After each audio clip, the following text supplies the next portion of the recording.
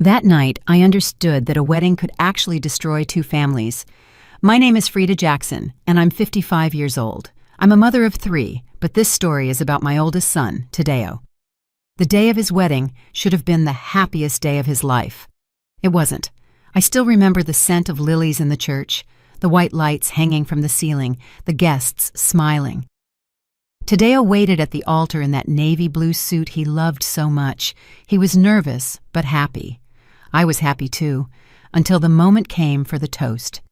The bride's father, Mr. Humphrey Sterling, took the microphone. He was a hefty man with a deep voice, the owner of a major construction company.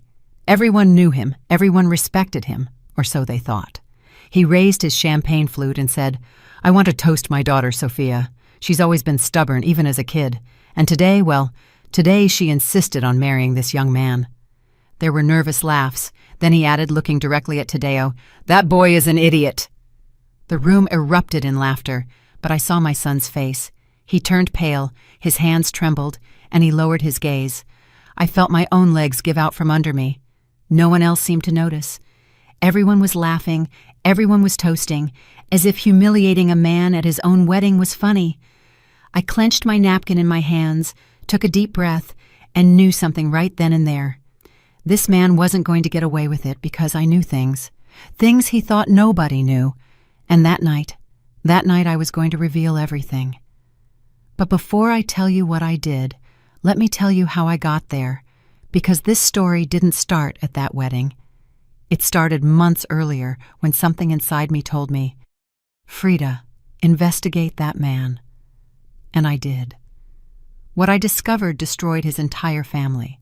When Tadeo told me he'd met a girl, I was thrilled. It was January, and it was freezing outside.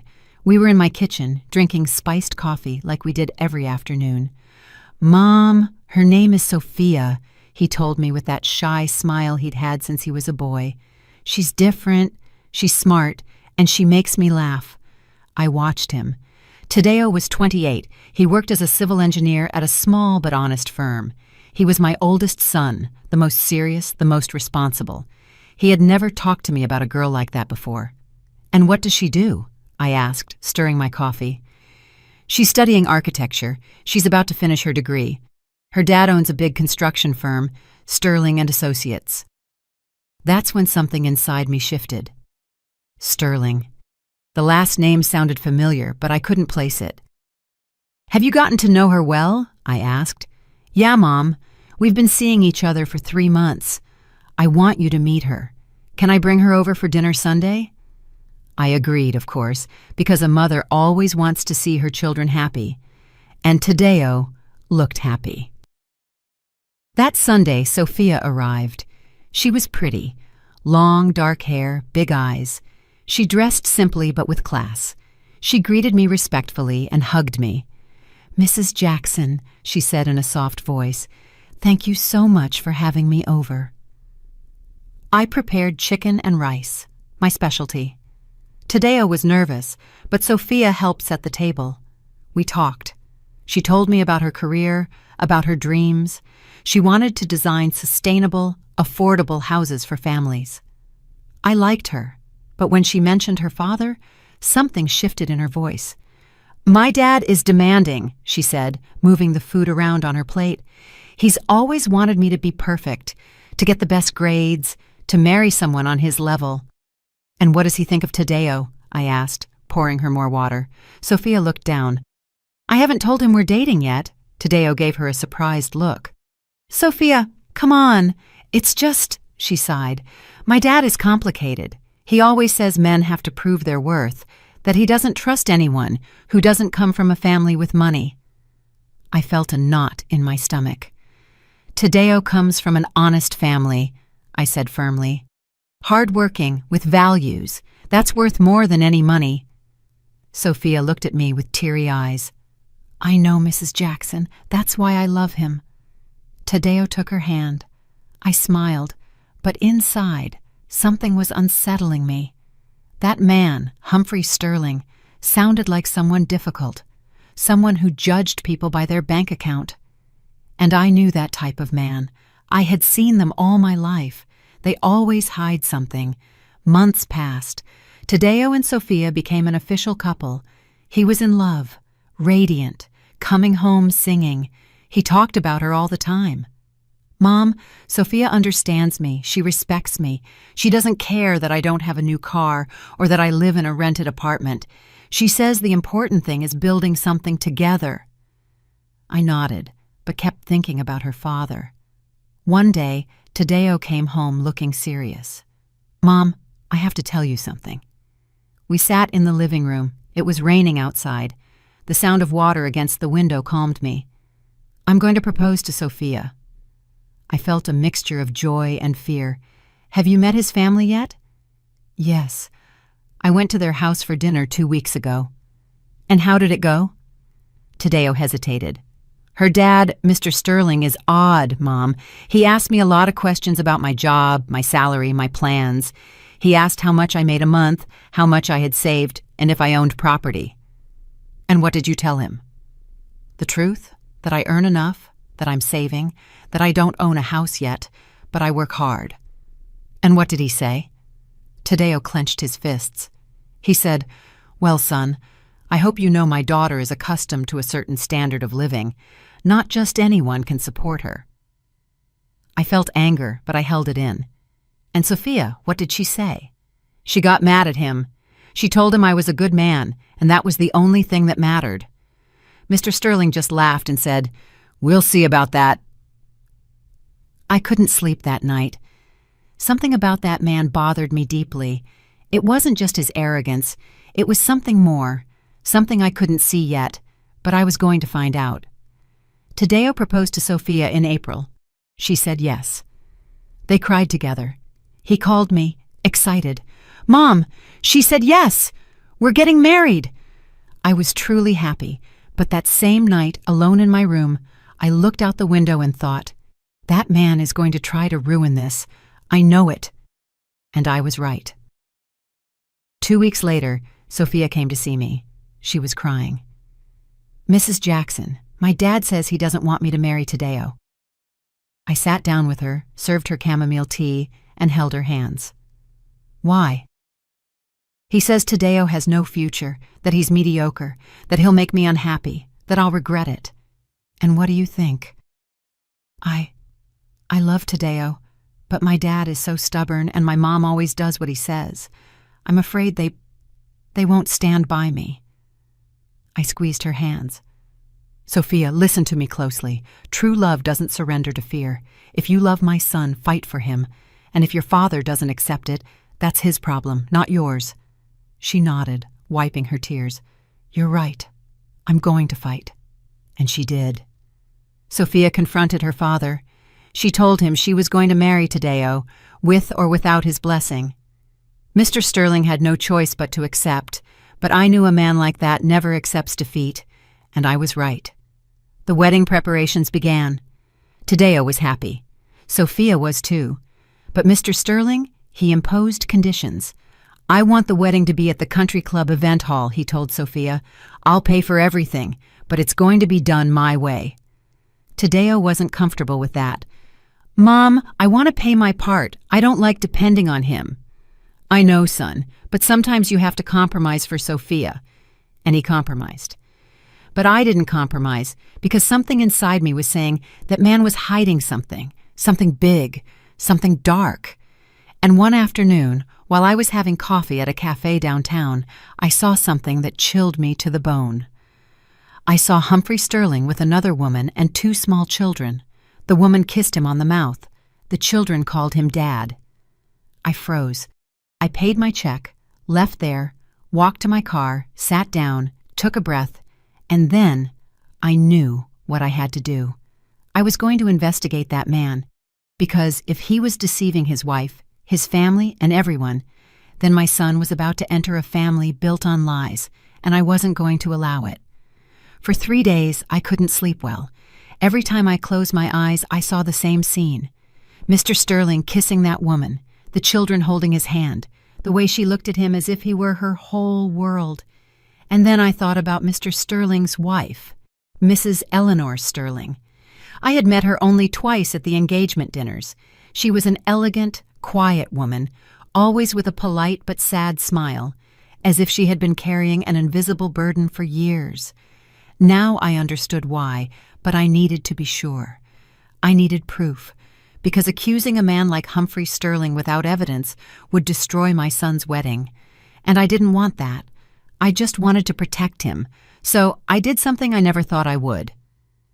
I hired a private investigator. His name was Roy Mendez. A friend whose husband had cheated years ago recommended him to me. He was discreet, professional. He had a small office in an old building, a second-floor walk-up above a dry cleaner. I climbed the stairs one Tuesday afternoon. The hallway smelled of detergent and old coffee. I knocked on the door. A deep voice said, "Come in." I entered. Roy was a man in his 50s, thin, with glasses and a short-sleeved shirt. He had an old computer on his desk and metal filing cabinets against the wall. "Have a seat, ma'am. How can I help you?"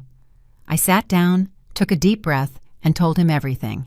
I told him my son was getting married, that the bride's father was a powerful, arrogant man, that I had seen him with another woman and 2 children, and that I needed to know the truth. Roy took notes.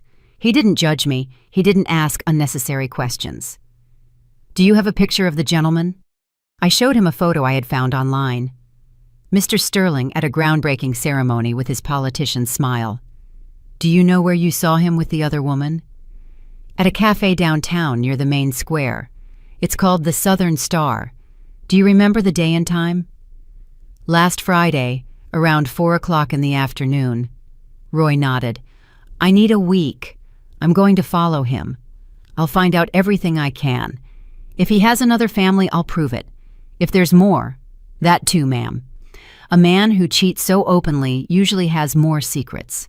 Financial problems, debts, shady business dealings. I'll check everything." I felt a chill. "How much do you charge?" $5,000 a week, plus expenses. It wasn't cheap, but I paid it because my son's peace of mind was priceless. That week was one of the hardest of my life. Tadeo came home every day excited about the wedding plans. He showed me photos of the venue, the menu, the flowers. Sophia and he had chosen White Roses. Their song would be a classic jazz standard. "Mom, are we going to dance to that song together?" "Yes, you and I, like when you were little." I smiled, nodded, but inside, I was dying of anxiety. What if what Roy discovered destroyed everything? What if Sophia suffered because of her father? What if Tadeo hated me for interfering? But then I remembered that phrase Mr. Sterling had said to my son. "I hope you know my daughter is accustomed to a certain standard of living. Not just anyone can support her." And my anxiety turned to rage. That man had humiliated Tadeo from the start. He had treated him like he was less than, as if he didn't deserve Sophia. Well, if I was going to uncover something, it wasn't going to be to destroy the wedding. It was going to be to protect my son from a family of lies. On Friday of that week, Roy called me. "Mrs. Jackson, I need you to come to my office. I have information." I arrived in less than an hour. I climbed the stairs almost running. I walked in without knocking. Roy was sitting in front of his computer. He looked at me seriously. "Have a seat." I sat down. My hands were shaking. "What did you find?" Roy turned the screen toward me. "Mr. Humphrey Sterling has 2 families." I felt the air escape my chest. On the screen were photos. Photos of Mr. Sterling with that woman entering an apartment building in a middle-class neighborhood, taking the children to school, kissing her in a supermarket parking lot. "Who is she?" I asked, my voice trembling. "Her name is Veronica Campos. She's 32, an accountant, and she works at Mr. Sterling's company, Sterling and Associates, and the children are his, a 7-year-old boy and a 5-year-old girl. They're registered with the mother's last name, but I investigated. Mr. Sterling pays the apartment rent, pays for the children's private school, buys them clothes, toys, everything." "With what money?" Roy looked at me intently. "With company money." I felt the world stop. "What?" Roy took out a folder and opened it. Inside were documents, bank statements, wire transfers. Mr. Sterling has been diverting money from the company for years. He makes transfers to personal accounts. He uses corporate cards for personal expenses. He pays for trips, hotels, expensive restaurants, all with money from Sterling and Associates. And the company? Roy sighed. It's in serious trouble. It has debts to suppliers, labor lawsuits, 3 unfinished projects, and there are 2 criminal complaints against him for fraud. I put my hands to my face. Oh my God. That's not all, Roy said. What else? Mr. Sterling has personal debts, 2 maxed-out credit cards, a bank loan for over $2 million, and he owes taxes to the IRS from 3 years ago. How much does he owe in total? Roy checked his notes. Approximately $12 million. The company is on the verge of bankruptcy. It has 6 months, maybe a year. After that, total collapse. I sat in silence, looking at those documents, those photos, that dark truth. Humphrey Sterling was not the successful man everyone thought. He was a liar, a thief, a fraud, and my son was about to marry his daughter. Roy handed me copies of everything: photos, documents, transfer receipts, expense records. It was all there. What are you going to do with this? He asked me. I don't know, I replied, my voice broken. I need to think. Ma'am, I'm going to tell you something. You hired me to find the truth, and the truth is ugly, but now that you have it, you have to decide what to do with it. I know. If I tell my son before the wedding, maybe he'll cancel everything, and maybe that's for the best. But it could also destroy his relationship with Sophia. I know. If you don't say anything, your son is going to enter a corrupt family. And when everything explodes, because it will explode, he'll be caught in the middle. I closed my eyes. And if I tell Mr. Sterling? Roy shook his head. A man like that won't accept that he's been discovered. He'll deny everything.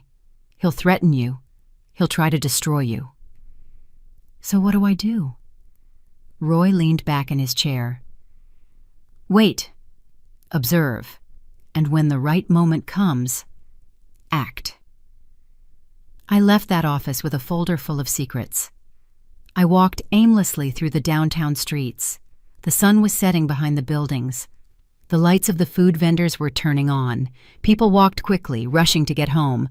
I walked slowly, carrying a burden I didn't know how to let go of. I thought of Tadeo, his smile, his excitement. I thought of Sophia, her innocence. It wasn't her fault she had a father like that. I thought of Mrs. Sterling, her silent sadness. Maybe she knew. Maybe she had been quiet for years. And I thought of Humphrey Sterling, his arrogance, his hypocrisy, his cruelty, and I decided something. I wasn't going to say anything before the wedding. I was going to wait. I was going to observe. And if Mr. Sterling dared to humiliate my son again, then I was going to destroy him with the truth. I got home after dark. I put the folder at the bottom of my closet, beneath some old blankets. I sat on my bed, looked out the window. The city lights flickered like distant stars, and took a deep breath, because I knew what was coming was going to change everything. The following weeks were a silent torture. Every time I saw Tadeo, I smiled. Every time Sophia came to visit, I hugged her. Every time someone mentioned the wedding, I nodded enthusiastically. But inside, I carried that secret like a stone in my chest. I slept poorly, ate little. I woke up in the early hours and sat in the kitchen, looking at that folder I had hidden in my closet. Sometimes I took it out, reviewed the photos, the documents, the bank transfers. Everything was there, every lie, every betrayal. And I wondered, why don't I say anything? But the answer was always the same. Because if I did it now, Tadeo would hate me. He would think I was sabotaging his happiness. And Sophia would be devastated. No, I had to wait for the right moment, and that moment would come. One Saturday morning, Sophia called me. Mrs. Jackson, can we meet? I need to talk to you. Of course, honey. What happened? It's about my dad. I'd rather tell you in person. We agreed to meet at a cafe near my house. I arrived before her and ordered an Americano. I sat by the window. When Sophia arrived, her eyes were red. She had been crying. She sat across from me, took a deep breath, and said, "My dad wants to control everything about the wedding." "What do you mean?" "He wants to choose the guest list. He wants only important people to go. He says he doesn't want common people at his event." I felt the anger rise in my throat. "Common people?" Sophia nodded, wiping her tears with a napkin. "I told him I wanted to invite Tadeo's cousins, his aunts and uncles, his friends from college, and my dad said, 'No, Sophia, this wedding is a social event, not a block party.'" I gripped my coffee cup so hard I thought it would break. "And what does your mom say?" "Nothing. My mom never says anything. She always does what he says." Exactly as I had imagined. "Sophia, listen to me," I said, taking her hands. "This wedding is yours, and Tadeo's, not your father's. If he wants to control everything, then maybe you should get married another way." She shook her head. "I can't. My dad threatened not to pay for anything if I don't do things his way, and Tadeo and I don't have the money to have a wedding like this. It would take us years to save up." "Then do it small, with the people you truly love, with dignity." Sophia looked at me with those sad eyes, so much like her mother's. "Mrs. Jackson, I just want my dad to be proud of me, just once, but no matter what I do, it's never enough for him." My heart broke because I understood something. Sophia wasn't just trapped by money. She was trapped by the love she never received from her father, and that was worse than any debt. That afternoon, when I returned home, I took out the folder again. I looked at the photos of Mr. Sterling with that other woman, with those children Sophia didn't even know existed, and I thought, that man doesn't deserve his daughter's love. But I still couldn't tell her, because destroying the image Sophia had of her father before the wedding would be cruel. She needed strength to get married. She needed hope. There would be time for the truth later. 2 weeks before the wedding, there was a rehearsal dinner at the Sterling's house. Tadeo invited me. I didn't want to go, but he insisted. "Mom, please, I want you to get to know Sophia's family better. Mr. Sterling said he wants to talk to you." That made me nervous, but I accepted.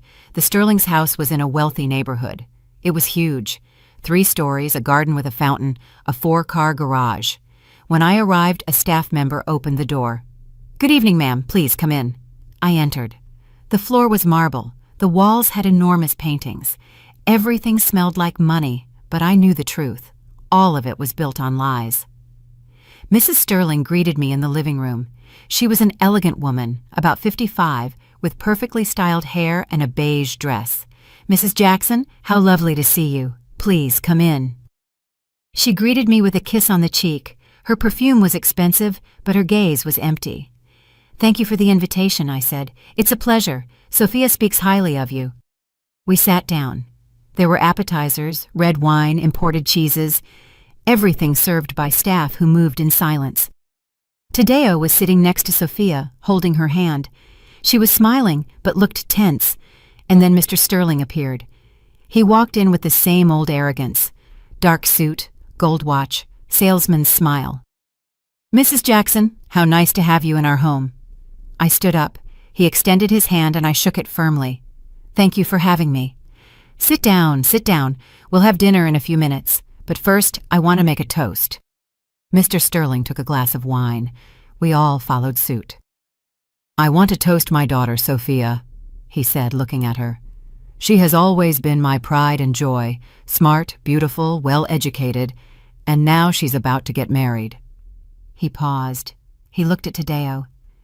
"To a hard-working, humble young man from a good family." The word humble sounded like an insult. Tadeo lowered his gaze. I clenched my glass.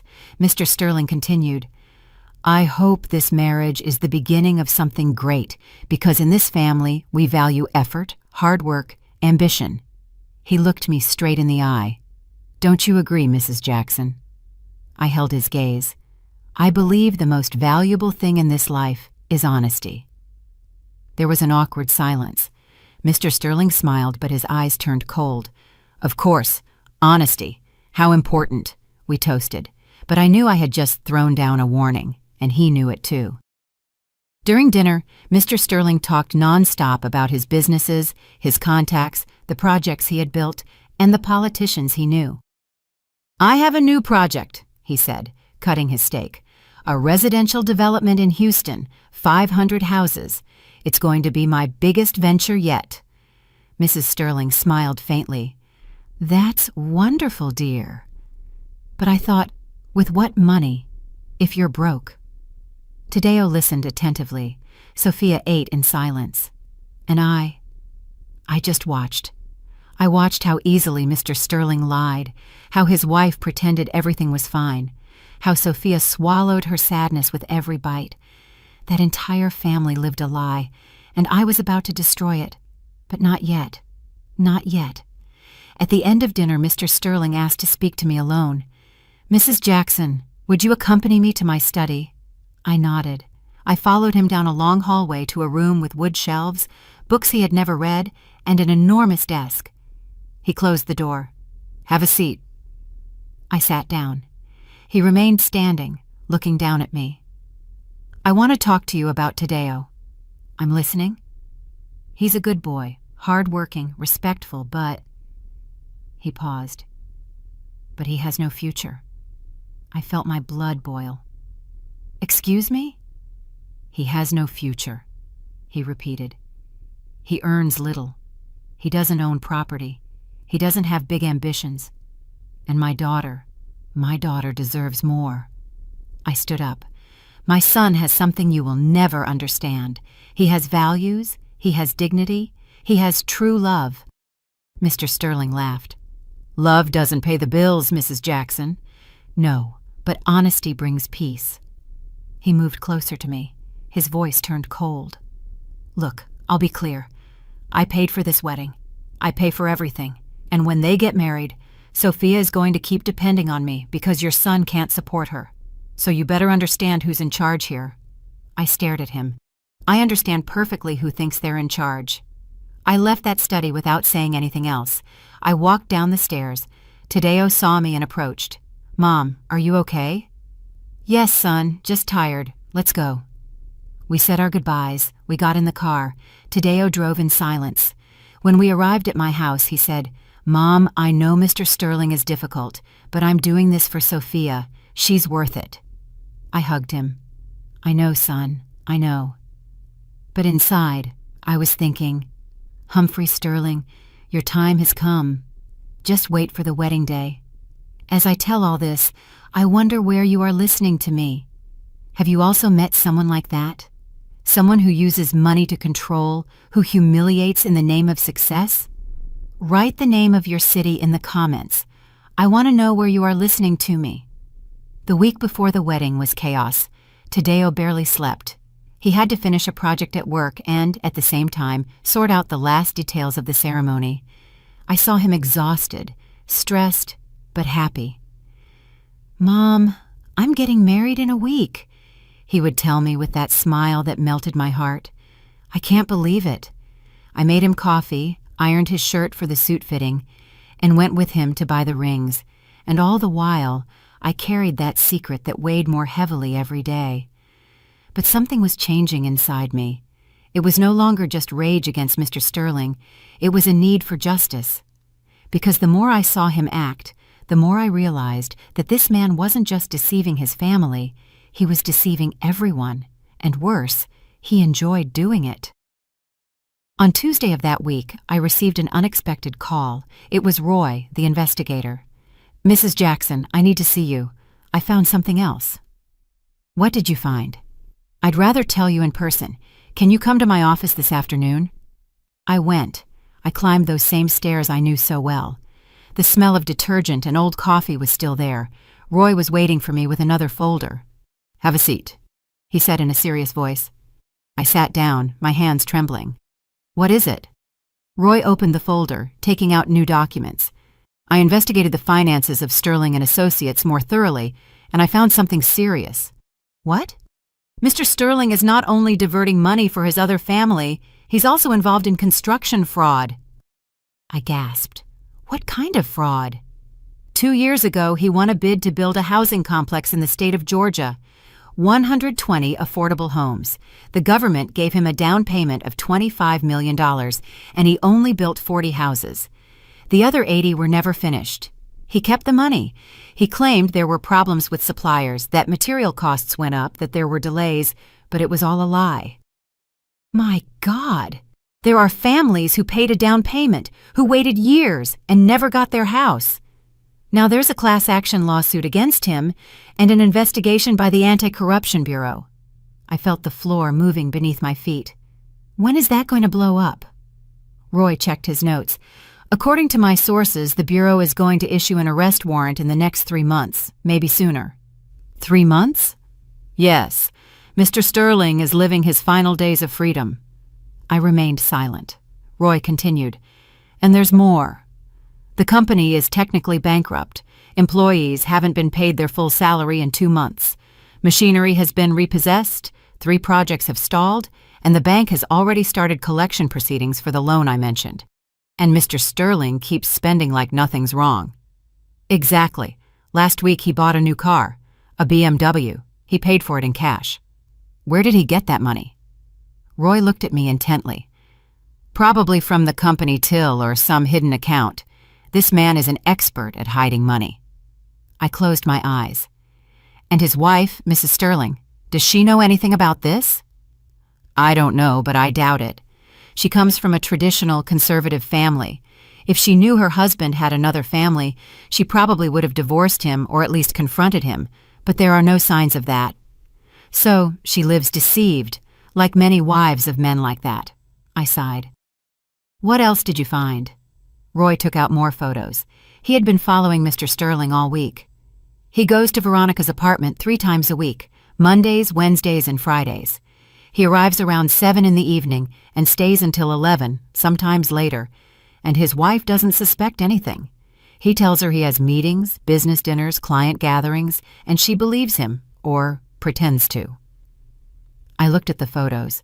Mr. Sterling entering the building, kissing Veronica on the balcony, playing with the children at the park, and I felt something I hadn't felt in a long time, disgust. That night, I couldn't sleep. I stayed awake, sitting on my bed looking out the window. Outside, the city slept. The lights of the buildings flickered. The silence was profound, and I thought about Tadeo, his excitement, his love for Sophia.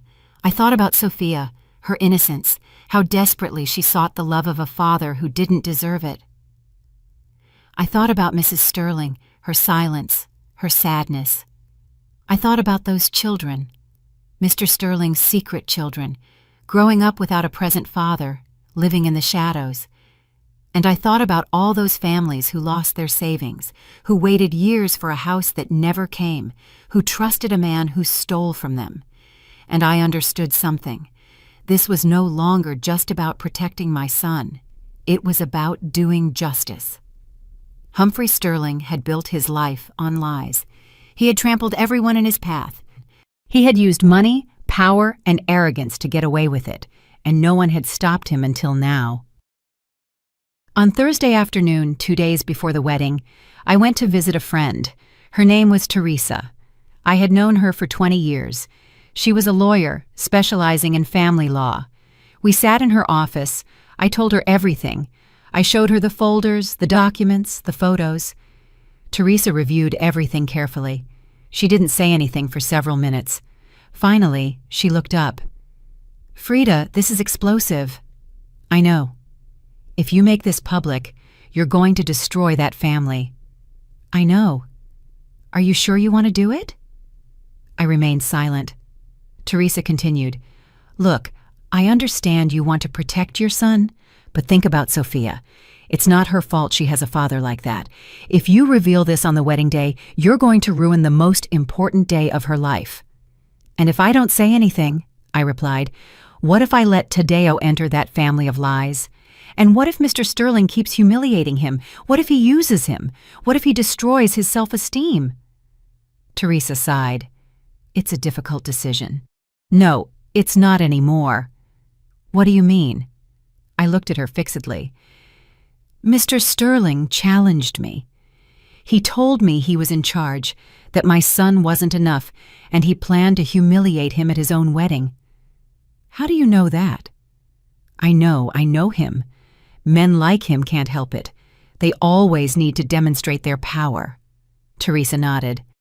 And what are you going to do? I'm going to wait. I'm going to go to that wedding. And if Mr. Sterling dares to humiliate my son again, then I'm going to reveal everything. In public? Teresa looked at me with concern. Frida, that's going to be brutal. I know.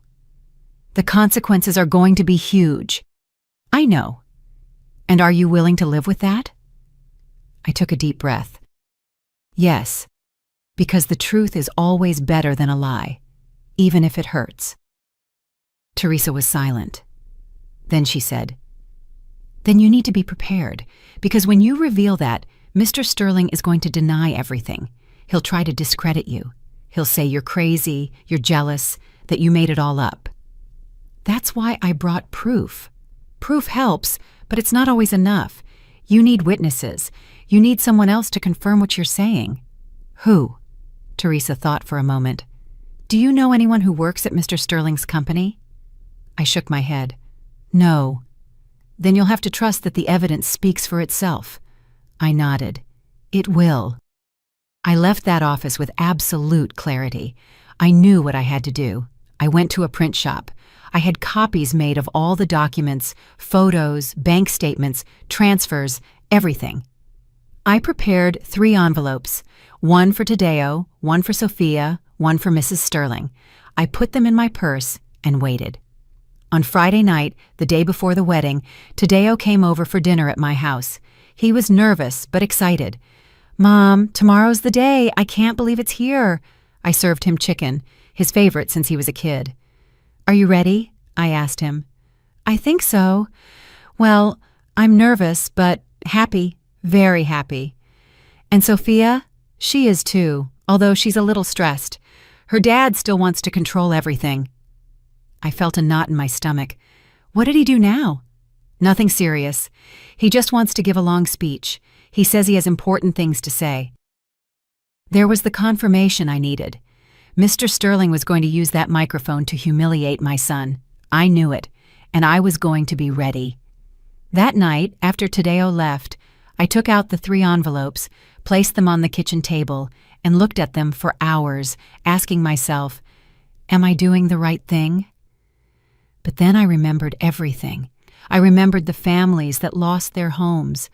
I remembered those children growing up without a father. I remembered Mrs. Sterling living a lie.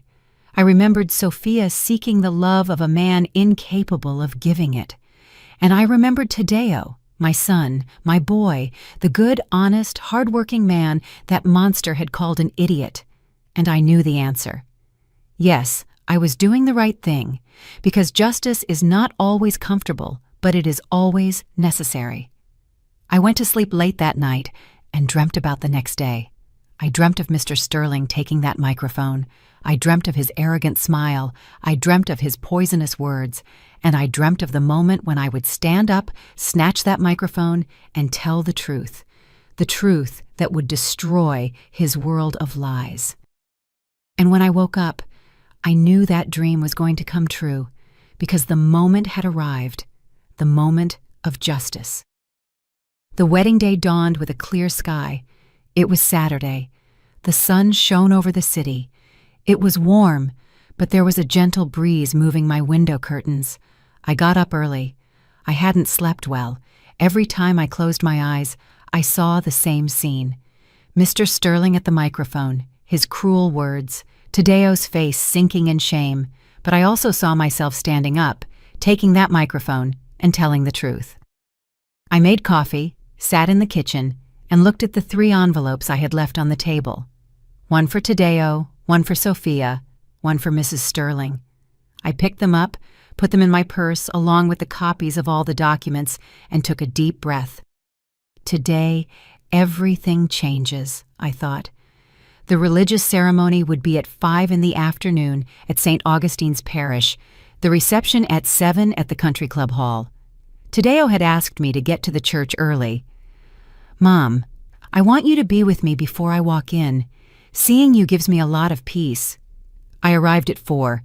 The church was decorated with white roses and ivory ribbons. It smelled of incense and fresh flowers. Everything was elegant, impeccable. Tadeo was in a side room with his best man. When he saw me, he smiled. "Mom," I approached. I hugged him. He smelled of new cologne. He was nervous. His hands were shaking a little. "How do you feel?" I asked him. Nervous, happy, scared, all at the same time. I took his hands. "Tadeo, I want you to know something. No matter what happens today, I will always be on your side. Always." He looked at me strangely. "No matter what happens? Mom, are you okay?" I smiled. "Yes, son. I just wanted to tell you." I hugged him again, and I felt my heart break because I knew that after today, nothing would ever be the same. The ceremony was beautiful. Sophia walked in on Mr. Sterling's arm. She wore a white dress, simple but elegant. Her veil fell like a cascade of lace. She was radiant. Mr. Sterling walked with that chest inflated with pride, as if he were presenting a trophy, not his daughter. When they reached the altar, Father Michael blessed the union. Tadeo and Sophia exchanged vows.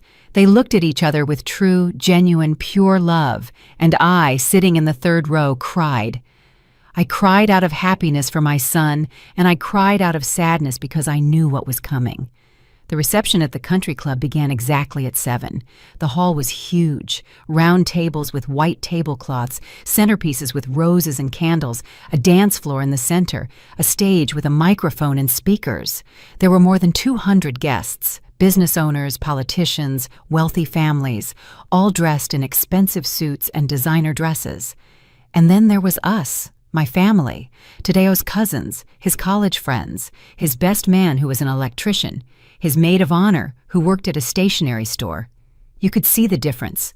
2 worlds in the same room. But Tadeo didn't seem to notice. He was happy, dancing with Sophia, laughing with his friends, hugging his aunts and uncles. I sat at a side table. I watched everything and waited. Dinner passed without incident. They served steak and potatoes, salad, mushroom soup, everything delicious. People ate, talked, laughed. And then the moment for toasts arrived. The master of ceremonies took the microphone. "Good evening, everyone. It is an honor to be here celebrating the union of Tadeo and Sophia. At this time, the bride's father, Mr. Humphrey Sterling, has a few words to share." My heart started beating faster. Mr. Sterling stood up, walked toward the stage, took the microphone, smiled, and began to speak. "Good evening, everyone. Thank you for joining us on this special night." Applause. As a father, this is a bittersweet moment because today I give away my daughter, my princess, my pride. He looked at Sophia. She smiled with tears in her eyes. Then he looked at Tadeo, and his expression changed. Sophia has always been very special, smart, beautiful, capable. She could have chosen anyone. Anyone. Pause. But she chose Tadeo. Nervous laughs. And well, Tadeo is a hard-working boy. I can't deny that. He comes from a humble but honest family. The word humble sounded like poison. Tadeo lowered his gaze. His face went pale. Sophia took his hand, but she looked uncomfortable.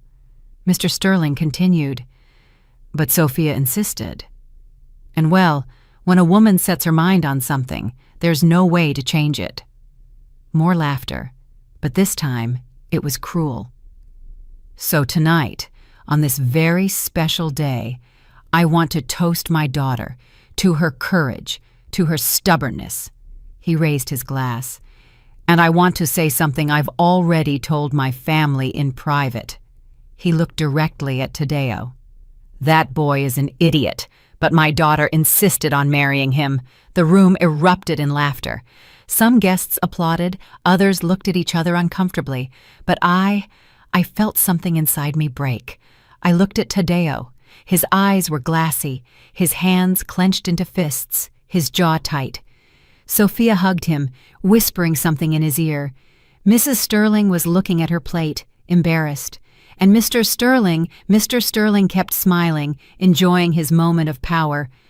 Then I stood up. My legs were shaking, but I walked toward the stage. Everyone looked at me. Mr. Sterling saw me approaching. His smile faded. "Mrs. Jackson, what are you doing?" I didn't answer. I climbed onto the stage and snatched the microphone from his hands. "Excuse me, Mr. Sterling, but now it's my turn to speak." The hall went absolutely silent. I looked at all the guests, 200 people staring at me. I took a deep breath and spoke. "Good evening. My name is Frida Jackson. I am Tadeo's mother." My voice trembled, but it was firm. "A few minutes ago, Mr. Sterling called my son an idiot in front of all of you, in front of his own daughter, on their wedding day." Silence. "And I want to say something. My son is not an idiot. My son is an honest, hard-working, upright man, a man who pays his debts, who keeps his word, who respects women, who loves with his whole heart." I looked at Mr. Sterling. "But you, Mr. Sterling, you don't know what it is to be a real man." His face turned red. "How dare you?" "I dare because I have proof." I pulled the documents out of my purse and held them up high. "For the past few weeks, I've investigated your life, and I found things that everyone here should know." Mrs. Sterling stood up from her chair, pale. "What are you saying?" I looked at the guests. "Humphrey Sterling has 2 families." Gasps, murmurs. "He has a wife here, Mrs. Sterling, and he has another woman, Veronica Campos, with whom he has 2 children, a 7-year-old boy, a 5-year-old girl." Mrs. Sterling covered her mouth with her hands. Her eyes filled with tears. Mr. Sterling tried to snatch the microphone from me. "That's a lie! She's crazy!" I dodged him. "A lie? I have photos. I have addresses. I have bank transfer receipts." I showed the photos. People stood up to see. "Mr. Sterling pays Veronica's apartment rent, pays for his children's school. He pays for everything." "With what money?" "With money from his company, Sterling and Associates." The company employees who were there looked at each other. "But that's not all," I continued. "Mr. Sterling is also a thief." "Shut up!" Mr. Sterling yelled. 2 years ago, he won a bid to build 120 affordable homes. He received $25 million from the government. How many houses did he build? 40? And he stole the rest of the money. Shouts, indignation. "There are families who paid down payments, who waited years and never got their house because this man stole their money." Mr. Sterling tried to leave the stage, but people surrounded him. "I demand proof!" he shouted. "Here it is!" I handed copies of the documents to the nearest guests. They passed from hand to hand, bank statements, transfers, photos, everything. Mrs. Sterling was crying inconsolably. Sophia hugged her in shock. Tadeo looked at me, paralyzed, and I continued. "The company, Sterling and Associates, is bankrupt. It owes more than $12 million. There are repossessions, lawsuits, and an investigation by the Anti-Corruption Bureau. In the coming months, Mr. Sterling will be arrested because justice, though slow, always comes." I looked Mr. Sterling straight in the eye. "You called my son an idiot, but the real idiot is you, because you built your life on lies, and lies always crumble." I placed the microphone on the stage, got down, and walked toward Tadeo. I hugged him. "I'm sorry, son, but I couldn't let him humiliate you again." Tadeo hugged me back, crying, "Mom, is all that true?" "Yes, son, all of it." The hall turned into chaos. People were talking, shouting, leaving. Mr. Sterling tried to defend himself, but no one believed him. Mrs. Sterling left with her sisters. Sophia ran after her. Tadeo stood in the middle of the empty hall, watching everything fall apart. And I knew I had done the right thing, even if it hurt, even if everything had been destroyed, because the truth is always better than a lie, always. I still wonder if I did the right thing. And what would you have done in my place? That night, there was no party, no dancing, no music, no laughter, only the echo of the truth bouncing against the walls of the empty hall. The guests left one by one, some indignant, others ashamed, others curious, checking their phones to confirm what they had just heard. The tables were half-eaten, the champagne flutes full, the white roses wilting under the lights no one turned off. And in the midst of all that silent chaos were us, Taddeo, sitting in a chair with his head in his hands, Sophia, standing next to him, crying silently, Mrs. Sterling in a corner, being comforted by her sisters, and Mr. Sterling. Mr. Sterling had vanished. He left as soon as he could, without giving explanations, without asking for forgiveness, without looking back, as cowards do. I approached Taddeo. I knelt in front of him. Son. He didn't answer. Taddeo, look at me. He raised his face. His eyes were red, his jaw clenched. Why, Mom? Why did you do it? His voice was broken, full of pain. Because I couldn't let that man humiliate you again. But you destroyed my wedding. You destroyed everything. No, son, I didn't destroy anything. He did years ago. I just brought the truth to light. You could have told me sooner. You could have warned me in private. I tried, but you were so in love, so hopeful. You didn't want to see the signs. Taddeo stood up, walked toward the window. He looked out at the night without seeing it. Sophia hates me now. No, son, she doesn't hate you. Her family is destroyed because of you. No, her family was destroyed years ago. No one just wanted to see it. Taddeo turned toward me. There was rage in his eyes. You had no right, Mom. You had no right to do that. Those words hurt me more than any blow. I had every right. I am your mother, and my job is to protect you, even if you don't understand it now. Protect me? You just embarrassed me in front of 200 people. No, Taddeo. The one who embarrassed you was Mr. Sterling. I just defended your dignity. He stood quiet, breathing heavily.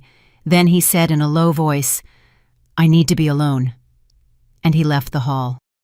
I remained standing there, watching my son walk away, and I felt my heart split in two.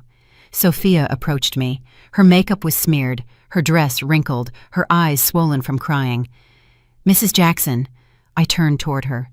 Sophia, It's true? She interrupted. Is everything you said true? I looked into her eyes. Yes, it's true. She put her hands to her face. She sobbed. I can't believe it. My dad has another family. He has other children, and I never knew anything. I'm sorry, Sophia. How long have you known? For a few weeks. And why didn't you tell me sooner? Because I didn't want to ruin your day, but when your father humiliated Taddeo, I couldn't stay quiet. Sophia shook her head. My mom is devastated. My sisters are furious, and I don't know what to feel. She slumped into a chair. My whole life, I thought my dad was a hero, a successful, respected man. And it turns out he's a liar, a thief, a monster. I sat next to her, taking her hand. Your father is responsible for his own decisions. It's not your fault at all. But I feel like it is. I feel like I should have seen the signs, the lies, the absences. You couldn't see them because you trusted him, and that's not your fault. That's what love does. It makes you blind. Sophia looked at me with those eyes full of pain. And now what am I going to do? How am I going to look Taddeo in the eye? How am I going to... She broke down again. I hugged her, letting her cry on my shoulder, and I thought, this girl doesn't deserve this, but life doesn't always give us what we deserve. Mrs. Sterling approached after a while. Her sisters had left. She was alone. She walked slowly, as if every step hurt her. Mrs. Jackson. I stood up. Mrs. Sterling. We looked at each other in silence. 2 women, 2 mothers, 2 survivors. Is it true? She asked in a trembling voice. Everything you said? It's true, yes. She closed her eyes. A tear rolled down her cheek. I suspected it. For years. But I never wanted to confirm it. I'm sorry. No, you're not sorry. She looked at me harshly. You came here to destroy my family. No, I came to protect my son and destroy my daughter in the process. Your daughter is going to be fine because she has something her husband never gave her. She has the truth. Mrs. Sterling laughed, but it was a bitter, joyless laugh. The truth! And what good is the truth now? My marriage is a lie. My life is a lie. Everything I built crumbled in one night. It didn't crumble years ago. You just didn't want to see it. She looked at me with rage. Who are you to judge me? I'm not judging you. I understand why you stayed quiet. Out of fear, out of shame for the children, I understand. But that doesn't change the fact that your husband is a fraud. Mrs. Sterling took a deep breath. I want to see the proof.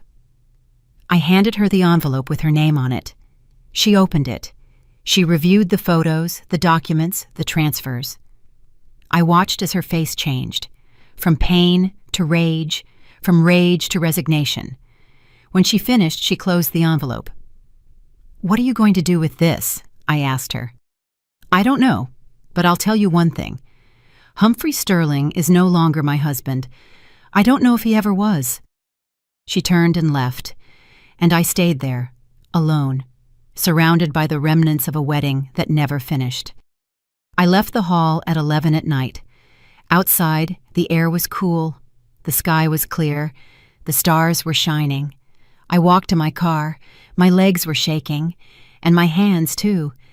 I sat in the driver's seat, closed the door, and finally allowed myself to cry. I cried for Tadeo, for his pain, for his rage. I cried for Sophia, for her lost innocence. I cried for Mrs. Sterling, for all those years of lies. And I cried for myself because I knew I had done the right thing, but I also knew I had lost something in the process. I had lost my son's trust, and that hurt more than anything. I got home after midnight. I went inside, closed the door, and took off my shoes. The house was empty, silent, cold. I sat on the sofa, looked at the ceiling, and thought, was it worth it? I didn't know yet. Maybe I never would. But there was something I did know. The truth always has a price, and I had just paid it. On Sunday morning, Tadeo didn't call me, nor on Monday, nor on Tuesday. A week passed, then 2, and nothing. I tried calling him. He didn't answer. I sent him messages. He didn't reply. I went to his apartment. He didn't open the door. And I understood. My son didn't want to see me. Not yet. Maybe never. In those weeks, the scandal broke. Newspapers published articles about Humphrey Sterling, about the fraud, about the unfinished homes, about the affected families. Some of those families contacted me. They thanked me for revealing the truth. They told me they had been waiting years for justice. The Anti-Corruption Bureau sped up the investigation. 2 months later, Mr. Sterling was arrested. I saw it on the news, handcuffed, walking toward a police car with his head down. He was no longer the arrogant man from the wedding day. He was just a broken, defeated man. And I didn't feel satisfaction. I only felt sadness, because justice had come, but at a very high cost. Sophia called me one afternoon. Mrs. Jackson, can we talk? Of course, honey. We met at a cafe, the same one where we had talked weeks ago. She looked tired, thinner, but also stronger.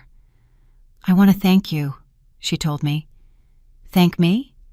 Yes, for telling the truth. Even though it hurt, even though it destroyed my world, you did what no one else had the courage to do. How is your mom? She filed for divorce. She moved in with my grandmother. She's processing everything, but I think she's going to be okay. And you? I'm processing too. Discovering that you have 2 siblings you never knew is strange, but I met Veronica and the kids. Seriously? Yes, they're good kids. And Veronica, she didn't know my dad was married either. He told her he was divorced. I sighed. Your father deceived everyone. I know, and now he's paying for it. She was silent for a moment, then asked, How's Tadeo? I don't know. He won't talk to me? I know. He won't talk to me either. We looked at each other, two women who had lost the same man for different reasons. Give him time, Sophia said. Tadeo is good, and when the anger passes, he'll understand. I hope you're right. I am, because if there's one thing I learned from all this, it's that the truth, even if it hurts, always makes us stronger. I smiled for the first time in weeks. You're very wise, Sophia. No, I just learned from the best. She took my hand. Thank you, Mrs. Jackson, for protecting Tadeo and for protecting me too, even if I didn't see it at the time. And there, in that cafe, with the sun streaming through the window, I felt something I hadn't felt in a long time. Peace. Tadeo finally called me 3 months later. Mom! Just hearing his voice made me cry. Son, can we see each other? Of course, whenever you want. Tomorrow at your house. Yes. He arrived at 6 in the afternoon with Sophia. They came holding hands. I opened the door. I looked at them. There was so much to say, so much to explain, but Tadeo just hugged me and said, Forgive me, Mom, for everything I said to you, for how I treated you. You were right about everything. I cried on his shoulder. No, son, forgive me for ruining your wedding. You didn't ruin anything. You saved my life, our lives. Sophia nodded. It's true, Mrs. Jackson. If you hadn't spoken up, I would have kept living a lie. And Tadeo would have suffered years of humiliation. We sat in the living room.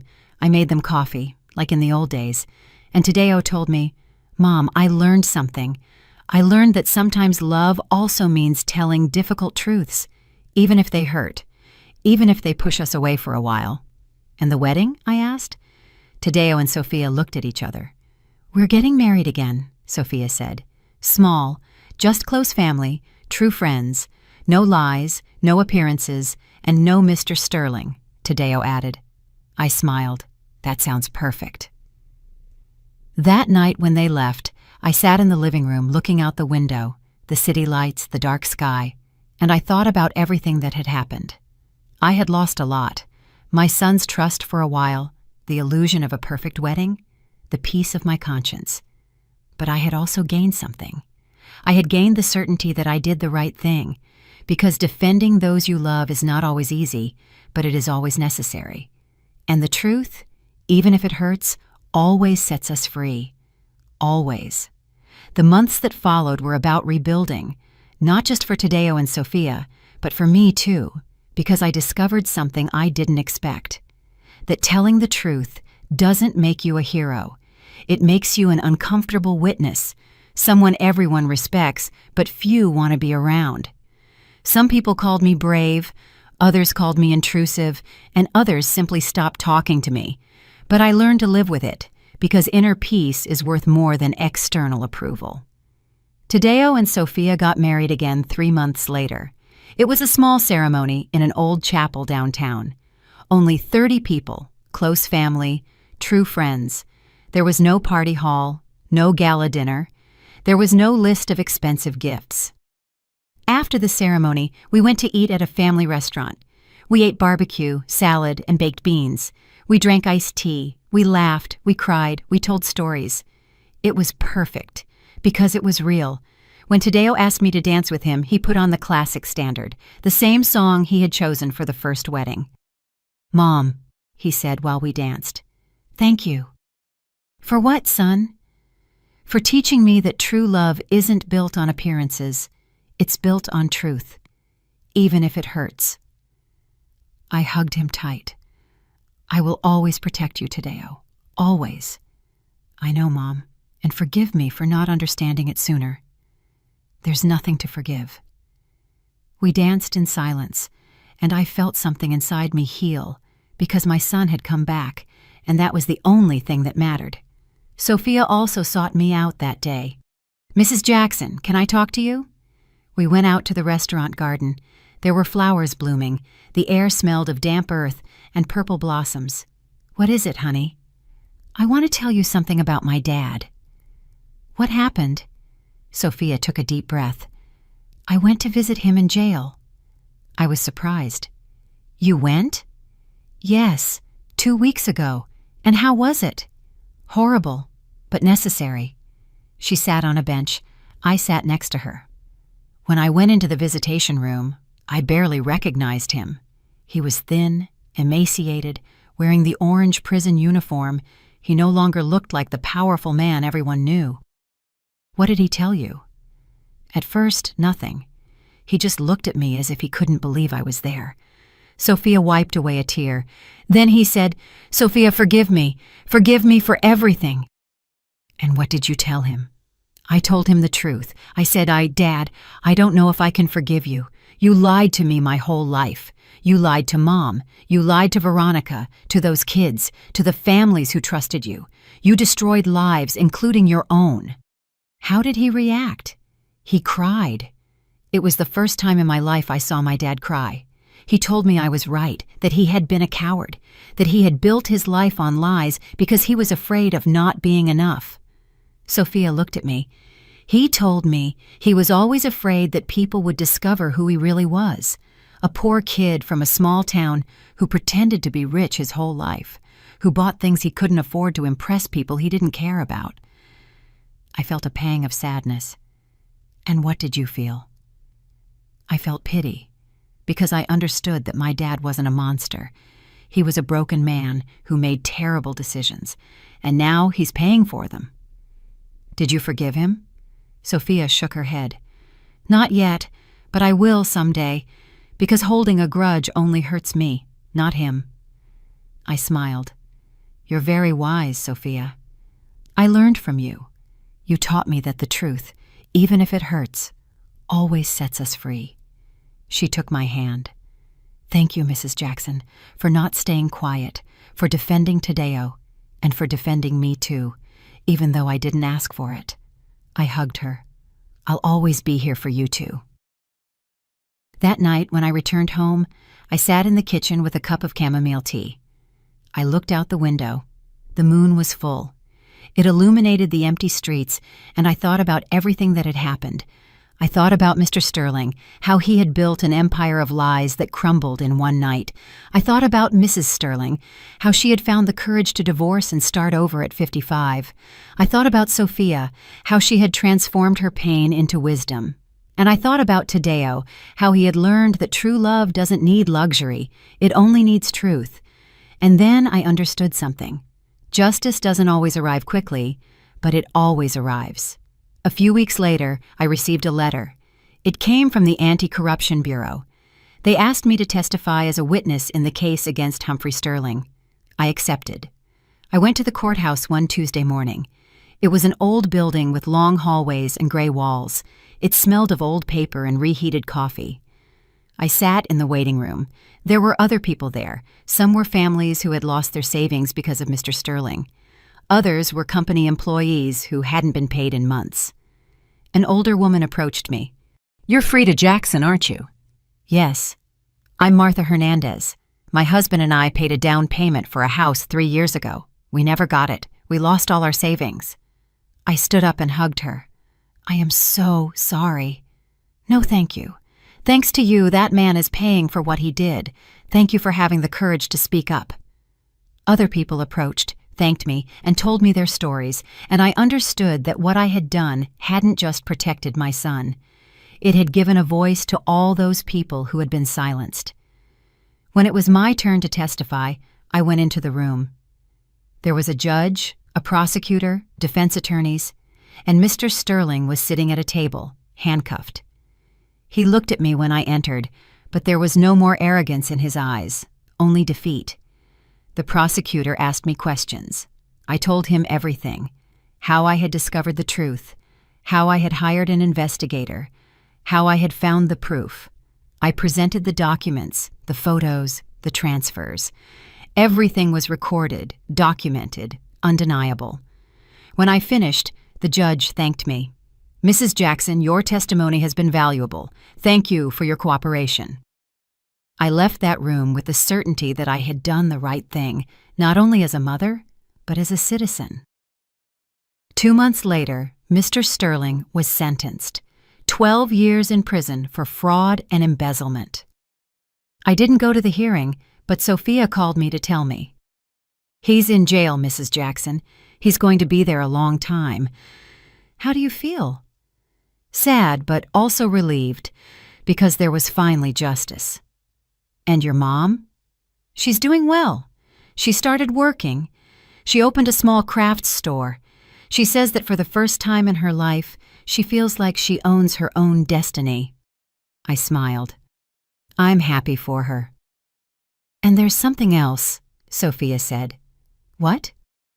Veronica also distanced herself from my dad. She moved to another state with her children. She started over, and last week she wrote to me. She told me she was so sorry for everything that happened, that she didn't know the full truth either. And what did you tell her? That it wasn't her fault, that my dad deceived all of us, and that I hope someday we can meet, because those kids are my siblings, and they deserve to have family. I was speechless. Sophia, you're incredible. No, I just learned that life is too short to hold grudges, and that true family isn't the one that shares blood. It's the one that shares truth. That night, I took a shoebox that I kept in my closet. Inside were old photos from when Tadeo was a kid, of him playing in the park, of him graduating from college. I looked at those photos and thought about everything we had been through. I thought about the nights when we didn't have money to pay the rent, the times we ate cheap meals because we couldn't afford meat, the times Tadeo asked me, "Mom, why don't we have a car like the other kids?" And I would tell him, "Because the important thing isn't what you have, son. It's who you are."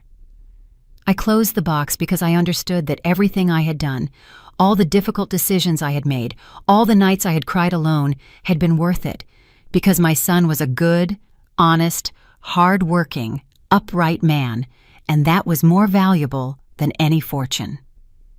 One Sunday afternoon, Tadeo and Sophia came to visit me. They brought news. "Mom, we have something to tell you," Tadeo said with a huge smile. "What is it?" Sophia touched her stomach. "I'm going to be a grandmother," I said with tears in my eyes. "Yes," Tadeo shouted, hugging me. "You're going to be a grandmother." I cried tears of joy because after so much darkness, there was finally light. After so much pain, there was finally hope. And after so much truth, there was finally peace. That night, before sleeping, I wrote something in my journal, something I wanted to always remember. Today, I learned that life doesn't always give us what we deserve. But if we are brave, if we defend the truth, if we protect those we love, life gives us something better. It gives us inner peace. And in the end, that's the only thing that matters. I closed the journal, turned off the light, and slept peacefully. For the first time in months passed. Sophia's belly grew. Tadeo was excited. He painted the baby's room blue. He bought a crib, read books on fatherhood, and I knitted little outfits, prepared blankets, and imagined what it would be like to have a grandchild. One day, Sophia called me. "Mrs. Jackson, I want to ask you something." "Tell me, honey." "When the baby is born, could you be at the birth? Since my mom will also be there, I thought it would be nice if both grandmothers were together." My eyes filled with tears. "It would be an honor." The baby was born in March, a healthy, beautiful boy with Tadeo's eyes and Sophia's nose. When I held him in my arms for the first time, I felt the world stop. He was so tiny, so fragile, so perfect. "What are you going to name him?" I asked. Tadeo and Sophia looked at each other. "We're going to name him Michael," Tadeo said. "Michael Jackson." "Why Michael?" "Because of Father Michael, the one who married us. He told us something that day that we never forgot." "What did he tell you?" Sophia answered. "He told us truth is the foundation of all true love. Without truth, there is no trust, and without trust, there is no love." Tadeo continued, "And we thought that was a good name for our son, because we want him to grow up knowing that the truth is always the most important thing." I hugged my grandson. "Welcome to the world, Michael. You're going to grow up in a family that loves you, protects you, and will always tell you the truth." Mrs. Sterling was there too. She approached and smiled at me. "Thank you, Frida." "For what?" "For saving me, for getting my family out of that lie. I didn't have the courage, but you did." I took her hand. "We all have our moment. Yours came when you decided to divorce. Mine came when I decided to speak." We hugged. 2 women, 2 survivors, 2 grandmothers. That night, when I returned home, I sat in the living room. I looked at a photo Tadeo had given me. It was of the 4 of us, him, Sophia, baby Michael, and me, all smiling.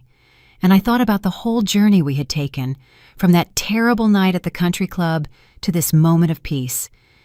And I understood something profound. Justice is not vengeance.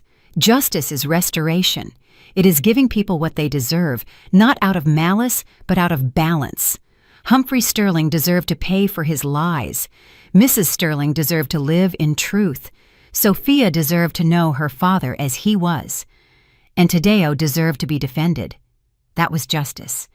And I had been the instrument of that justice, not because I was special, but because I decided not to stay quiet. A few weeks later, I ran into one of the families affected by Mr. Sterling. It was at the grocery store. A woman recognized me. "You're Frida Jackson, aren't you?" "Yes. I want to thank you for speaking out, for defending the truth. Thanks to you, we recovered some of our money. Not all of it, but some." "I'm so glad. You know, I also kept silent for years. My husband was cheating on me, and I didn't say anything because I was afraid of being alone, afraid of not being able to support my children. I understand. But when I saw what you did, when I saw that you stood up and told the truth, even if it cost you, it gave me courage, and I confronted my husband, and I got a divorce." She looked at me with tears in her eyes. "I live alone now, but I live in peace, and that is priceless." I hugged her. "I am so happy for you. Thank you for teaching me that it's never too late to tell the truth." That conversation stuck with me because I understood that what I had done hadn't only affected my family, it had inspired other women, other mothers, other survivors to speak up. And now, as I tell you this, as I remember every moment of that night that changed everything, I wonder if I would do the same thing again. And the answer is yes, 1,000 times yes, because defending those you love is not optional. It's a duty. And the truth, even if it hurts, is always better than a lie. Always. 2 years have passed since that night. 2 years since I took that microphone and told the truth. 2 years since Humphrey Sterling's world crumbled. And in those 2 years, I saw how life itself took care of doing justice, because I learned something. Karma is not vengeance. It is balance. It is life returning to everyone what they sowed. And Mr. Sterling harvested exactly what he planted. One Saturday afternoon, while I was watching Michael at the park, I received a call from Sophia. "Mrs. Jackson, can you come over to my house? I need to talk to you." "Did something happen?" "Yes, but I'd rather tell you in person." I arrived at her house an hour later. Tadeo was working. Sophia opened the door for me. She looked tired, but calm. "What happened, honey?" We sat in the living room. She made lemon tea. "My dad sent me a letter from jail." "What did he say?" Sophia took the envelope out of her purse. It was a handwritten letter. The handwriting was shaky, as if he had written it with difficulty. "Can I read it to you?" "Of course." Sophia unfolded the letter and read, "Dear Sophia, I don't know if you'll read this. I don't know if you'll ever forgive me, but I need to write to you. I've been in this cell for 2 years, 2 years with a lot of time to think, to remember, to repent. There are no luxuries here, no power, no admiration, only silence. And in that silence, I could finally hear my own conscience. I was a bad husband, a bad father, a bad man. I lied to your mother for 30 years. I took her youth, her trust, her peace. I lied to you, my daughters. I made you believe that money was the most important thing, that success was measured in big cars and houses, and I lied to Veronica and my other children. I promised them a future I could never give them, but above all, I lied to myself. I convinced myself that I was a successful, important, respected man, when in reality, I was just a coward, an imposter, an empty man who bought things to fill a void that was never filled. Today I woke up in my cell and I saw myself in the mirror, and I didn't recognize the man who was there, thin, gray-haired, with deep wrinkles, with tired eyes. And I thought, is this all that's left of Humphrey Sterling? The answer is, yes, this is what's left. A broken man who lost everything. I lost my family, my company, my freedom, my dignity, and worst of all, I lost my chance to be a good father. Sophia, I'm not asking you to forgive me. I don't deserve it. I just ask you to learn from my mistakes, not to make the same ones, to raise your son with love, with truth, with humility, and to know that even though I was a bad father, I always loved you, in my mistaken way, but I loved you. I wish you, Tadeo, and my grandson Michael the best. Your father, Humphrey. Sophia finished reading. She wiped her tears with the back of her hand. I was crying too. What are you going to do? I asked her. I don't know. Part of me wants to forgive him, but the other part still hurts. Forgiveness isn't something that happens overnight. It's a journey, and you decide when you're ready to walk it. Sophia nodded. What I do know is that I don't hold a grudge against him anymore, because a grudge only poisons me, not him. I hugged her. You are very strong, Sophia. I learned from the best. A few months later, I ran into Martha Hernandez, the woman who had lost her savings because of Mr. Sterling. We were at the supermarket. She recognized me and approached. Mrs. Jackson, how are you? Fine, Martha. And you? Better, much better. Thanks to Mr. Sterling's sentencing, we managed to recover some of the money. Not all of it, but some. I'm so glad. And there's something else. My husband and I bought a small piece of land. We're building our house ourselves, little by little, but it's ours. I smiled. That's wonderful. Yes, and you know what the best part is? We're building it with honesty, without deception, without lies. And that gives us peace. Honesty always brings peace. Martha took my hands. Thank you, Mrs. Jackson, for not staying quiet, for defending us. You changed our lives. No, Martha. You changed your own lives. I just told the truth, but you had the courage to fight. We said goodbye with a hug, and I felt something inside me heal a little more. Another year passed. Michael turned 3. He was a cheerful, curious, smart boy. He looked so much like Tadeo that sometimes my heart ached with love. Tadeo had been promoted at his job. He was now a project manager. He earned well. He wasn't rich, but he lived with dignity. Sophia had finished her master's degree in architecture. She worked designing eco-friendly homes. She was doing very well, and I was still the same, but calmer, more at peace. One day, Tadeo came to visit me. Mom, do you remember Mr. Sterling? Of course. Why? Sophia told me he's very sick. He has diabetes, and since there's no good medical care in jail, he's getting worse. How serious? Serious. He lost a toe, and they say he could lose more. I felt a pang of sadness. And Sophia, how is she dealing with that? Badly. She wants to go see him, but she's afraid. Afraid of what? Afraid of feeling pity. Afraid of believing his lies again. Tell her to go, but to go for herself, not for him. What do you mean? To go to close that chapter. To say what she needs to say, not to save him, because he has to live the consequences of his actions. Tadeo nodded. You're right, Mom, as always. Sophia went to visit Mr. Sterling 2 weeks later. When she came back, she came to my house. She needed to talk. How was it? I asked her. Difficult, very difficult. Tell me. We sat in the kitchen. I served her coffee as always. When I went into the visitation room, I barely recognized him.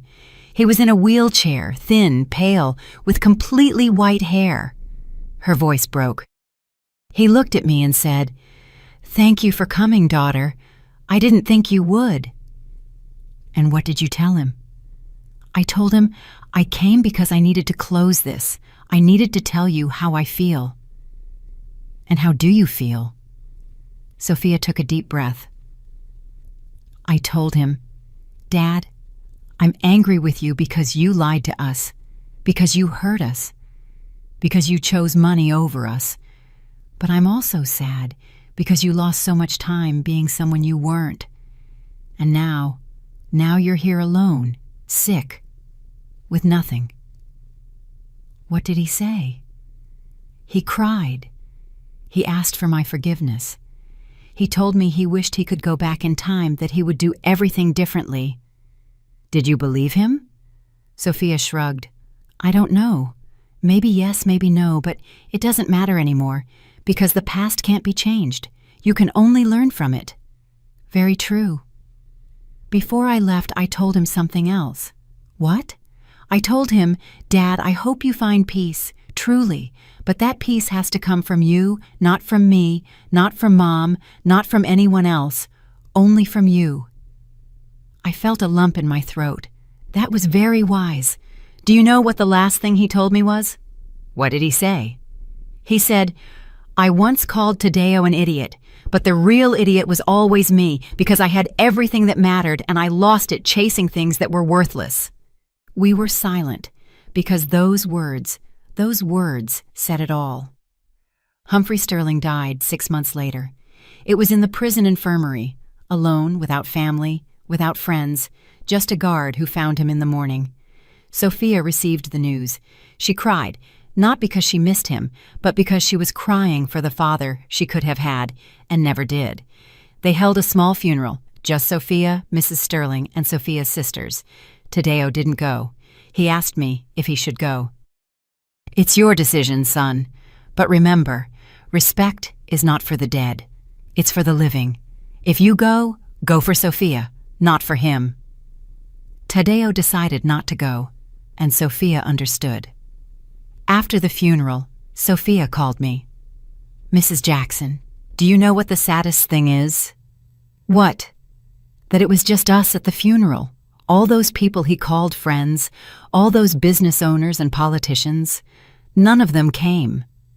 They were never friends. They were just contacts. And contacts disappear when there's no more power. You're right. My dad died alone, without money, without family, without anything. Everything he built was taken by life. That's karma, honey.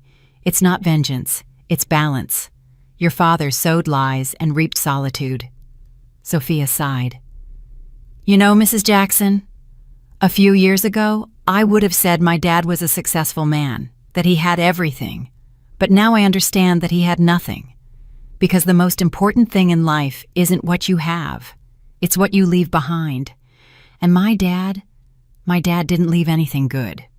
But you will leave something good. How do you know?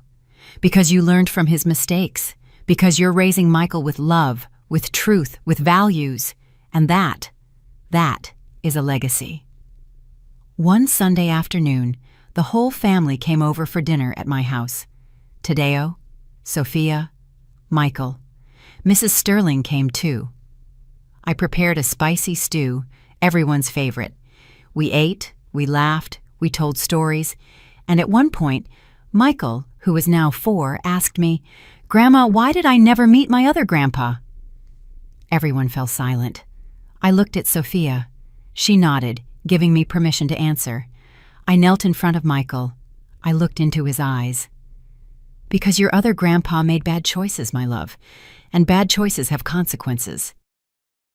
What are consequences? They're what happens when you do something wrong. Life teaches you so you can learn. And he learned? Yes, he learned, but too late. Michael thought for a moment. Then I'm going to do good things so I have good consequences. We all smiled. Exactly, my love. Exactly. I hugged him tight and thought, this child is going to change the world, because he grew up in truth. That night, after everyone left, I sat in my rocking chair. I looked at the photos on the wall, photos of Tadeo as a child, of his wedding, the second, the real one, of Michael on his birthdays. And I thought about the entire journey we had traveled, from that terrible night at the country club to this moment of peace. And I understood something profound. Karmic justice is not magic. It doesn't fall from the sky. It is the sum of our decisions.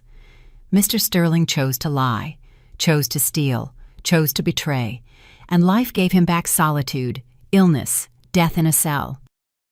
I chose to tell the truth, chose to defend my son, chose dignity over appearance, and life gave me back peace, family, true love. That is justice. It is not vengeance. It is balance. A few months later, Sophia invited me to a conference. A conference about what? It's about women entrepreneurs. I want you to come with me. Why? Because you're my inspiration. We went. It was at a hotel downtown. There were about 200 women there. Sophia went up on stage. She was going to give a talk about her work as an architect, but when she took the microphone, she said something I didn't expect. Before I talk about architecture, I want to talk to you about my mother-in-law, Freda Jackson. She pointed to me. Everyone turned to look at me. I blushed. 3 years ago, my life crumbled. I discovered that my father had lived a lie his entire life, and I didn't know what to do. But Freda taught me something. She taught me that the truth, even if it hurts, always makes us stronger. That defending what is right isn't easy, but it's always worth it. She stood up at my wedding and told the truth when everyone expected silence. And even though I didn't understand it at the time, I know now that she saved me. She saved me from living a lie. She saved me from repeating my father's mistakes, and she taught me that a brave woman isn't the one who has power. She's the one who tells the truth, even if it costs her everything. The women applauded. Sophia came down from the stage. She hugged me. Thank you, Mrs. Jackson, for being my example.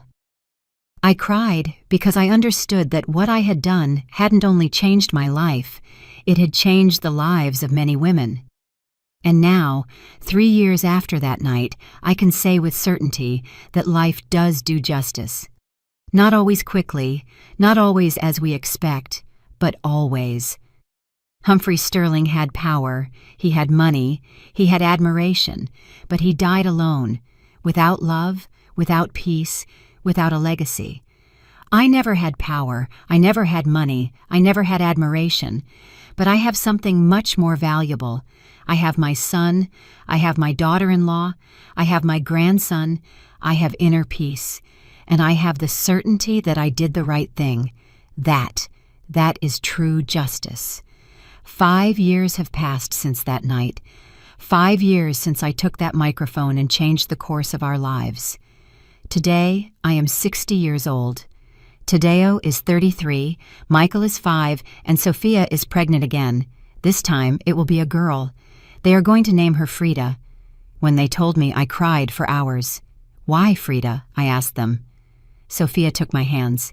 Because we want our daughter to grow up knowing that there was a woman in this family who had the courage to tell the truth, who stood up when everyone expected silence, who defended what was right, even if it cost her everything. We want her to be like you, Mrs. Jackson, strong, brave, honest.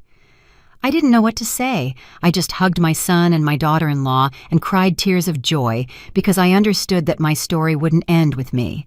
It would live on in that girl and in her children and in her grandchildren, the legacy of the truth. This morning I woke up early. I made my coffee, like every morning. I sat in my rocking chair by the window. I watched the sunrise. The city was slowly waking up. The birds were singing, the sun painted the sky orange and pink, and I thought about everything I had lived through. I thought about my youth, about the difficult years after the divorce, about the nights when I didn't know how I was going to feed my children. I thought about Tadeo as a boy, how he asked me why his dad didn't live with us, and how I explained to him in simple words that sometimes love isn't enough to keep a family together. I thought about all those years working, cleaning houses, selling meals, doing whatever was necessary so that my children had what they needed. And I thought about that night at the country club, about Humphrey Sterling at the microphone. That boy is an idiot, but my daughter insisted on marrying him. Those words that changed everything, because they forced me to make a decision, to be silent and protect the peace, or to speak up and defend dignity. and I chose dignity, always dignity. I got up from the rocking chair, went to my room, and opened the drawer of my nightstand. Inside was a journal, the same one where I had written that night 5 years ago. I opened it. I read what I had written. Today, I learned that life doesn't always give us what we deserve. But if we are brave, if we defend the truth, if we protect those we love, life gives us something better. It gives us inner peace. I smiled, because those words were still true. I kept flipping through the journal. There were more pages, more thoughts, more lessons, and I decided to write something new, something that summarized everything I had lived. I took a pen and wrote, "To the woman who reads this someday. Maybe you're my granddaughter, Frida. Maybe you're another woman going through something difficult. I don't know. But if you're reading this, I want you to know something. Life is going to put you in situations where you'll have to choose between truth and comfort, between defending what's right and keeping the peace, between being brave and being quiet. And in those moments, you're going to be afraid. Afraid of losing the people you love, afraid of being alone, afraid of the consequences. But let me tell you something I learned after 60 years of life. Silence protects no one. It only protects the lies, and lies sooner or later always explode, always hurt, always destroy. So if you have to choose the truth, even if it hurts, even if it costs you, even if they walk away from you, because the truth is the only foundation on which something true can be built. A true love, a true family, a true life. I made that decision 5 years ago, and I lost many things in the process. I lost the illusion of a perfect wedding. I lost my son's trust for a while. I lost the approval of many people, but I gained something more valuable. I gained my dignity, I gained my inner peace, and I gained the respect of the people who truly matter.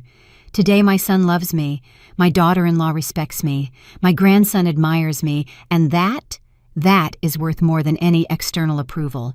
So don't be afraid to tell the truth. Don't be afraid to defend what is right. Don't be afraid to be brave, because brave women are the ones who change the world. One truth at a time. With love, Frida Jackson. I closed the journal, put it in the drawer, and took a deep breath because I felt like I had closed a cycle. I had told my story. I had left my legacy. I had said what I needed to say, and now I could move forward with peace. That afternoon, Tadeo and Sophia came to visit me with Michael. The boy ran toward me as soon as he entered. "Grandma, Grandma!" I picked him up, hugged him. He smelled like baby soap and cookies. "How's my prince?" "Good. Today at school I learned about heroes." "Oh, really? And who are heroes?" "The teacher said heroes are people who do difficult things to help others." Very true. Michael looked at me with those big, curious eyes. "Grandma, you're a hero." I was speechless. Tadeo smiled. Sophia, too. "Why do you ask that, my love?" "Because my mom told me you did something very difficult, that you told the truth when no one else wanted to, and that you saved us." My eyes filled with tears. "I'm not a hero, Michael. I'm just a grandmother who loves her family." "But heroes are like that too. They love their family and they protect them." I hugged him tight. "Then, yes, my love, I'm a hero. Your hero." Michael laughed and kissed me on the cheek. And in that moment, I felt that everything had been worth it. Every tear, every fear, every sleepless night, everything. Because I had protected my family, and that was the only thing that mattered. After eating, Sophia asked to speak to me alone. We went out to the garden. There were flowers blooming. The air smelled of wet earth and blossoms. "Mrs. Jackson, there's something I want to tell you." "Tell me, honey." "I went to visit my dad's grave." "How did it go?" "Good. I took flowers. I sat there for a while and talked to him." "What did you say?" Sophia took a deep breath. "I told him I forgave him." I stood quietly, waiting. "I told him, Dad, for a long time I hated you. I blamed you. I wished you had never existed, but today I understand something. You were human too. You carried wounds too. You were afraid too, and you made bad choices, choices that hurt a lot of people, but holding a grudge against you only hurts me. So today I forgive you, not because you deserve it, but because I deserve peace. Her voice broke. And you know what, Mrs. Jackson? When I said those words, I felt as if something heavy was lifted from my chest, as if I could finally breathe. I hugged her. Forgiveness is not for the other person. It is for us, to free ourselves. I know, and thanks to you, I learned that, because you taught me that defending the truth doesn't mean living with a grudge. It means living with dignity. Exactly, honey, exactly. We stood there hugging under the flowering trees, 2 women, 2 generations, 2 intertwined stories, and I understood that my legacy was not only the truth, it was also forgiveness, justice without vengeance, balance without hate. That night, after everyone left, I sat in the living room with a cup of tea. I turned on the television. There was a show about women who had changed their communities. One of the interviewees was Martha Hernandez, the woman who had lost her savings because of Mr. Sterling. I recognized her immediately. The interviewer asked her how she managed to get ahead after losing everything. Martha smiled. There was a woman who inspired me. Her name is Frida Jackson. She had the courage to tell the truth when everyone expected silence, and that taught me that it's never too late to defend what's right. And what did you do? I confronted my situation. I sued, I fought, and I recovered some of my money. With that, I bought a piece of land. My husband and I built our house with our own hands, and now we live in peace, because it's a house built on truth, not on lies. The interviewer nodded. What would you say to other women who are going through something difficult? Martha looked straight into the camera. I would tell them not to be afraid to tell the truth, not to be afraid to defend what is right, because silence doesn't protect us. It only protects the lies. And we deserve to live in truth. I turned off the television and cried. But this time they weren't tears of sadness. They were tears of joy, because I understood that what I had done had inspired other women, other mothers, other grandmothers, other daughters, to speak up, to defend the truth, to live with dignity. And that was a legacy. Today, as I write this, I am 60 years old, but I feel younger than ever because I finally understand the meaning of my life. I didn't come to this world to be rich. I didn't come to be famous. I didn't come to be perfect. I came to be brave, to tell the truth when everyone was silent, to defend those I loved when no one else would, to teach my family that dignity is worth more than any approval. And I think I succeeded, because when I look at my son, I see an honest, hardworking, upright man. When I look at my daughter-in-law, I see a strong, wise, compassionate woman. And when I look at my grandson, I see hope. I see future. I see light. That is what I leave behind. Not money, not property, not fame. I leave behind values. I leave behind truth. I leave behind love. And that is more valuable than any fortune. Last week, Michael asked me something. Grandma, when you're really, really old, are you going to die? Yes, my love. Someday. And then I won't see you anymore? Not with your eyes, but you will with your heart. How? I knelt in front of him. I looked into his eyes. Every time you tell the truth, I'll be there. Yes. Every time you defend someone you love, I'll be there. Every time you are brave, I'll be there. And how will I know you're there? Because you'll feel a warmth in your chest, a peace, and you'll know I'm with you. Michael smiled.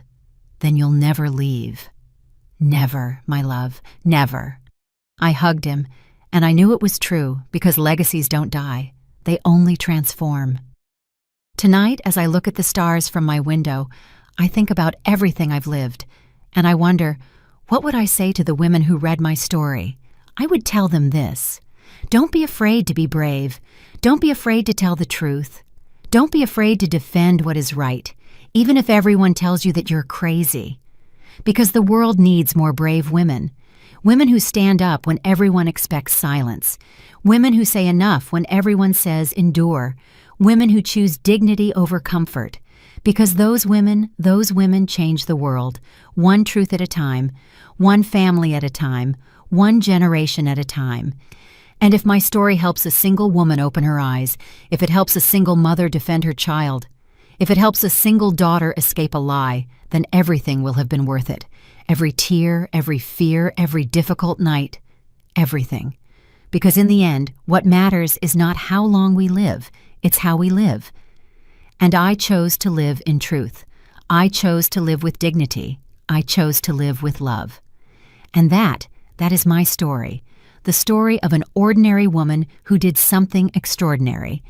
Not because she was special, but because she decided not to stay quiet. Tomorrow, I'm going to see Tadeo and Sophia. We're going to the park with Michael. We're going to get ice cream. We're going to laugh. We're going to live. Because that's what families that truly love each other do.